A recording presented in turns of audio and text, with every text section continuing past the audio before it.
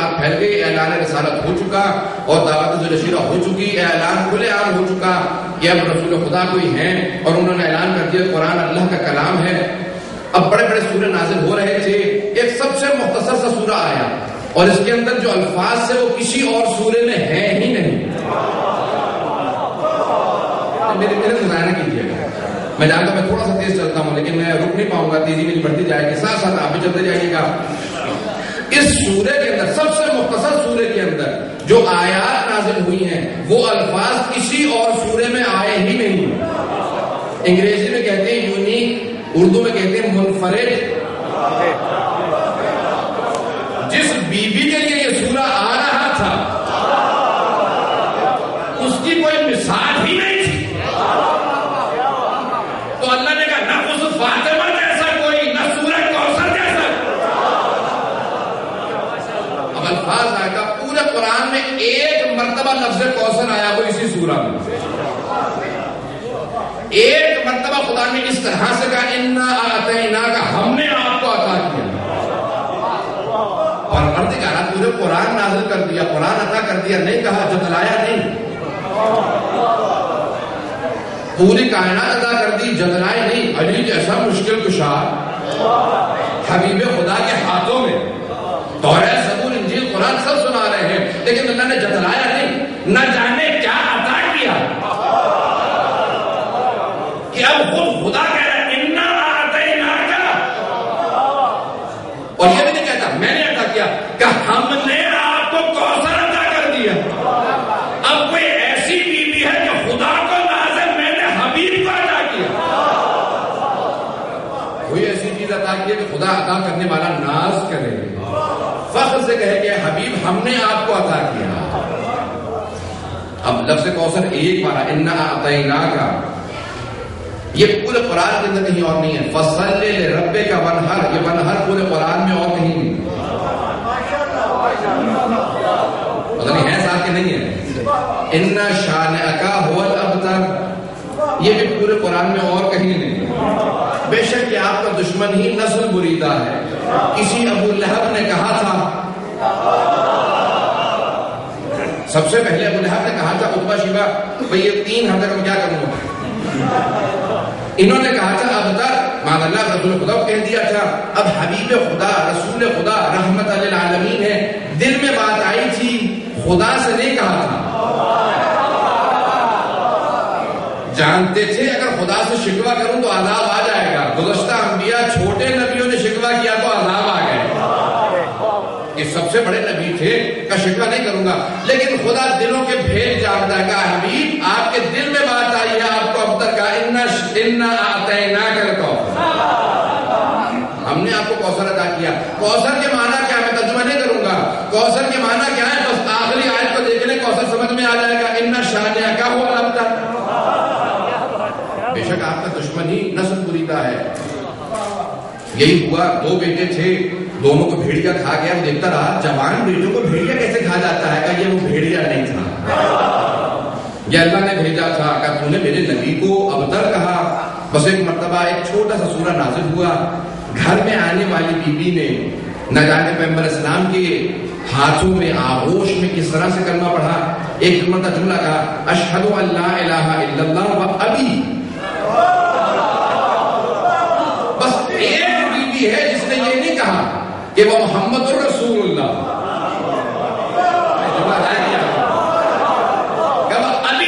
میں گواہی دیتی ہوں میرے بابا اللہ کے رسول، مدینے میں بھی یہی کہا تھا، کل میں خطبہ پیش کروں گا، میں بریشیا کے اندر تفصیل خطبہ پیش کروں گا، مدینے میں بھی یہی کہا تھا، کل تم میں سے کوئی مرد ہے جو کہہ سکے رسول خدا اس کے بابا، ذرا سامنے تو نہ کوئی اور دعویٰ کرے۔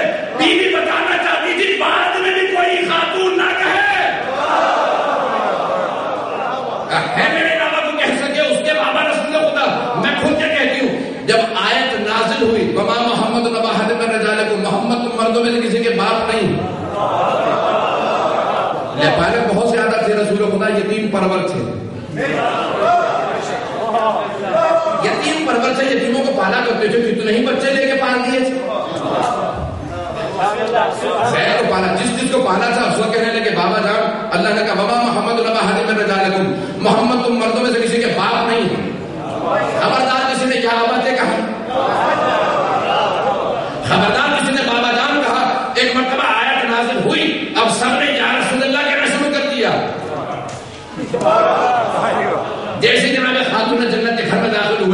بی بی نے ایک مرتبہ کہا یا رسول اللہ، کہا فاطمہ آج کچھ مزاج بدلا ہوا ہے. کہا بابا جان آپ ہی نے تو کہا قرآن میں سورہ نازل ہو گیا، سورہ احزاب میں آیت نازل ہو گئی کہ اب کوئی بابا جان نہیں کہہ سکتا. کہا یہ سب کے لیے ہے، آپ کے لیے نہیں. اب اگر رسول خدا نبی ہیں، معصوم ہیں جو کہ ہیں، تو پھر کہنا چاہیے تھا یہ بیٹیوں کے لیے نہیں. انہوں نے نہیں کہا بیٹیوں کے لیے نہیں، کہا بس آپ مستثنا ہیں، صرف آپ کو ایکسپشن قرار دیا گیا ہے، آپ مستثنا ہیں. آپ کہیں گی یا بتا، آپ کہیں گی بابا جان، نواسے کہیں گے نانا جان. اور اگر نواسے ہوتے وہ بھی کہتے ہیں ہم کیوں نہیں نانا کہہ سکتے؟ جملے ضائع ہو رہے ہیں. سارے نواسے کہتے ہیں نانا جان، یہ ان کے لیے ان دونوں کے لیے کیوں؟ سبحان اللہ. کل بھی شروع تفصیلی میں اللہ نبی کا سورہ کوثر نازل ہوا، بڑا مختصر سا سورہ. دیکھ لیجیے شان نزول دیکھ لیں، انشاءاللہ بات آگے کروں آپ کے سامنے. ایک مرتبہ سورہ، مختصر سا سورہ، رسول خدا نے کہا تھا لکھو اسے اور خانہ کعبہ میں لٹکا دو. یا رسول خدا سورہ بقرہ اتنے لمبے سورے موجود تھے، کوئی لمبا سورہ چلا جاتا وہاں پہ سارے کے سارے پڑھتے دیکھتے ہی اتنا لمبا سورہ کون جواب لکھے گا بیٹھ کے؟ رسول خدا نے کہا نہیں، سب سے مختصر سورہ کو یعنی اپنے ہاتھ سے لکھے. کلام معجزہ، ہاتھ معجزہ، زبان معجزہ، بیوی معجزہ، آیتیں معجزہ. اب کون معجزے کا جواب لے کیا ہے؟ چلا سورہ یہاں سے خانہ کعبہ کی طرف. ایک مرتبہ چلا سورہ، سارا کا سارا مکہ جمع ہونے لگا. کوئی بڑا مختصر سا سورہ آیا ہے، شعراء کو بلا لو، ادبا کو بلا لو، بڑے بڑے جو مفکر تھے سب کو بلا لو، سب سے مختصر سورہ آیا. اب سب کے سب آ کے بیٹھے خانہ کعبہ کے سامنے لگا. اچھا کیوں لٹکایا سارا خانہ کعبہ میں؟ کیونکہ خانہ کعبہ کے اندر 7 معلقات، سب سے بڑے بڑے جو شعراء گزرے تھے ان کے کلام وہاں پہ قصیدے لگے ہوئے تھے، لٹکا رکھے تھے. عمرہ ایسا قصیدہ، سب بڑے بڑے شعراء کے قصیدے وہاں پہ تھے کہ ان سے بہتر ابھی تک کسی نے کلام نہیں کہا، جس کی وجہ سے عرب اپنے پہ فخر کرتے تھے ہم عرب ہیں اور باقی سب عجم ہیں. وہ سارے سورے وہاں پہ لٹکے ہوئے تھے. اب ایک مرتبہ مختصر سا سورہ وہاں پہ سب سے مختصر سورہ لٹکا دیا گیا. سارے عرب جمع ہو گئے، جواب لکھنے کی کوشش کرنے لگے. عربوں کے ایک شاعر کا نام تھا شاہ، شین عین شاہ. وہ پورے سال کلام نہیں کرتا تھا، بولتا نہیں تھا، کہیں ایسا نہ ہو میری فصاحت و بلاغت میں حرف آنے لگے،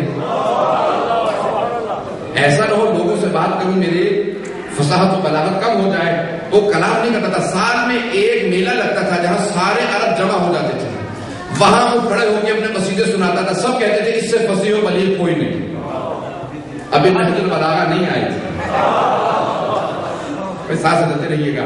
تو ایک مرتبہ شاہ کے پاس گئے، کہا کہ سورہ کو اتارو. سورہ کو اتارا گیا، اتار کے شاہ کے پاس لے کے گئے. اب وہ بولتا نہیں ہے، دھن میں رکھے.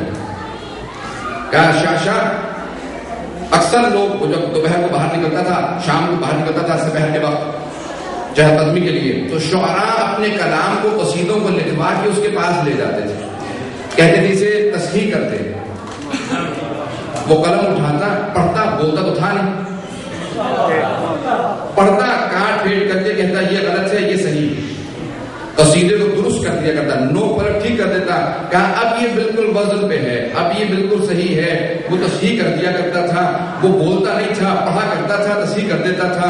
اب سارے شعراء نے وہ سورے کو اتارا اور ایک مرتبہ شاہ کے سامنے لے آئے. کہا شاہ ذرا اس کی تصحیح کر دے. اس نے ایک مرتبہ پڑھا، قلم اٹھایا، کچھ لکھنا چاہتا تھا، کچھ ذہن میں نہیں آیا. دوسری مرتبہ پڑھا، تیسری مرتبہ پڑھا. جب 3 مرتبہ پڑھ لیا تو ایک مرتبہ وہ شاہ جو بولتا نہیں تھا بول اٹھا، ما ھذا من کلام البشر، یہ بشر کا کلام نہیں،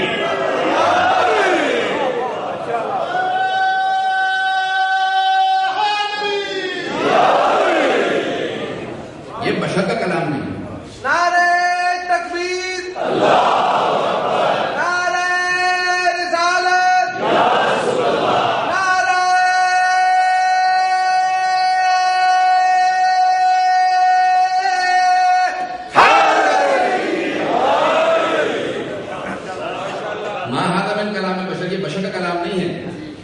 امریکہ کا ایک پروفیسر ہے تھامس بکینن مکیلوین کے نام سے. میں بڑی کوئی علمی بہت لمبی چوڑی گفتگو نہیں کروں گا. تھامس مکیلوین بہت بڑا پروفیسر ہے ادیان پہ تقابل ادیان پہ کمپیریٹو اسٹڈیز میں. اس نے قرآن پڑھنا شروع کیا. پڑھتے پڑھتے اتنا مبہوت ہوا کہ کہا میں جس نے یہ قرآن جمع کیا ہے اس کے دین کو سیکھنا چاہتا ہوں. وہیں سے اسلام کی طرف آیا, اہل بیت کی طرف آیا اور اس نے اعلان کر دیا میں مسلمان ہونا چاہتا ہوں. اور کمپیریٹو اسٹڈیز کا تقابل ادیان کا پروفیسر تھا, جانتا تھا اسلام میں فرقے ہیں. کہا کون سے فرقے میں جاؤ گے؟ کہا اس میں جہاں علی ہے, جہاں پیشوا علی ہو وہاں جاؤں گا. کہا نام بدلنا پڑے گا. کہا نام بدلنا پڑے گا. نام کیا رکھے گا؟ کہا اب تک تو تھامس مکیلوین تھا, آج سے علی حیدر. نام اس نے رکھا اپنا علی حیدر. آج بھی جائیے اور کتابیں دیکھیے اس کی. میں نے بڑے بڑے علماء سے سنا تھا کہ کربلا کے واقعے کو بائبل سے, توریت سے, زبور, انجیل سے ثابت کرتے ہیں. واقعہ کربلا کو بڑے بڑے علماء نے لکھا, انجیل میں ہے اور بڑی بڑی ہندو کی کتابیں ہر جگہ پہ موجود ہیں. لیکن اس نے غدیر کو بائبل سے ثابت کیا.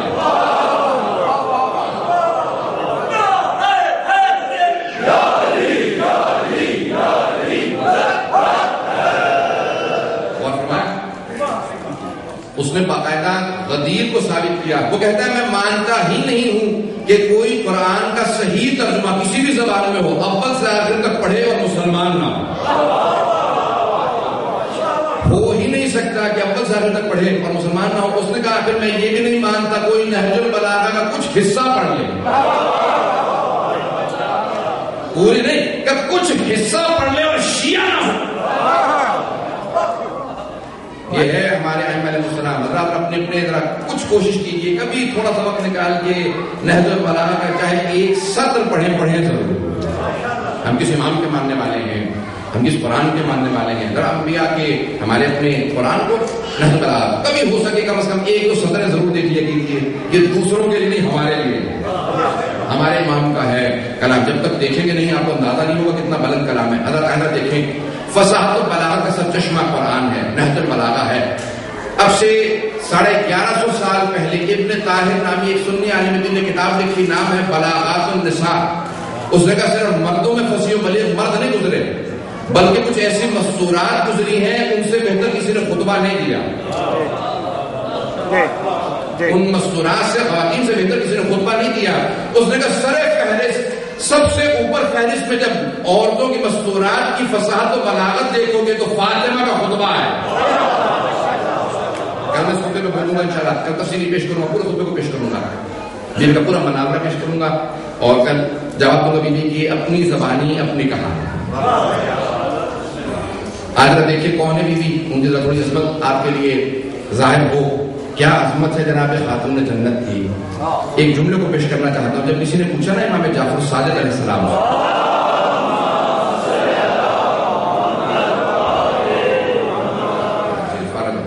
جب پوچھا کہ مولا آپ کی دادی زہرا کا مہر کیا تھا, لوگ کیا کہتے ہیں کیا تھا؟ لوگ تو کہتے ہیں 500 چاندی کے سکے تھے. کہ یہ دنیاوی مہر تھا. کائنات میں ایک شادی ہے جو 2 بار ہوئی ہے, ایک مرتبہ فرش پہ اور ایک مرتبہ عرش پہ. عرش پہ خود خدا نے پڑھا ہے, ذمہ داری سے بات کی.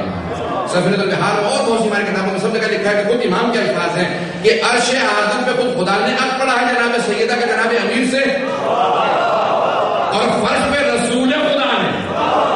اس لیے 2 نسلیں بیوی کی, ایک ہے عصمت والی, 2 نسلیں نا بیوی کی, ایک ہے ائمہ اہل بیت, دوسرے سادات کرام, ایک ہے عرشی ایک ہے فرشی. 2 نسلیں بیوی کی. اب وہاں پہ خداوند متعال نے اب پڑھا اور کہا کہ علی زہرا کے مہر میں کیا دو گے. اب چھٹے امام بیان کرنے والے ہیں. کہا میری دادی کا تم نے فرشی مہر سنا ہے, عرشی مجھ سے سنو. کہا کہ ایک مرتبہ کا علی